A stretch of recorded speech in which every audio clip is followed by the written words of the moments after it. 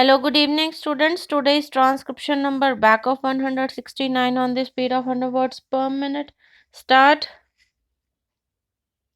We are willing to pay any number of taxes because, after all, people will have to pay to the government to carry on the administration and to face any problem that the country has to face.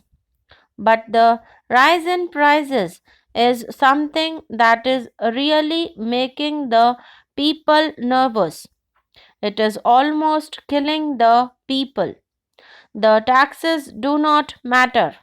It is only once a year that the taxes have to be paid, but the high prices for the various articles have to be paid every hour, almost in the day, and that is what people really mind. Something has to be done about it. Some sort of reply was given, but it was not convincing. We are not clear in our mind as to what exactly the government intends to do to bring down the prices. This is the most important thing, and this is the only thing that a greater section of the people is interested in. They would really be happy if something is done about it. The next thing I said was clothing. Even though so many textile mills are coming into existence and huge profits are being made by the mill owners, the price of cloth is still high. More than all, this is the problem of shelter.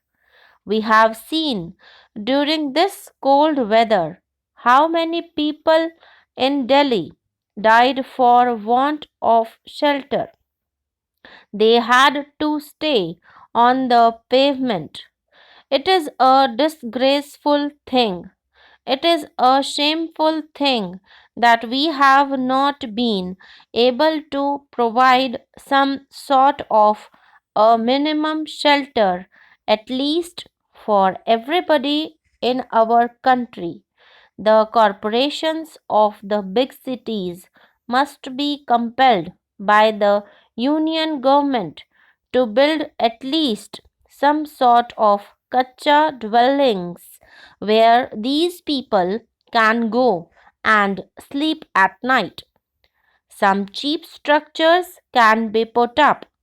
We find from the papers that the government are thinking of providing loans for building houses or for purchase of land for construction of buildings and all that. But where is land available?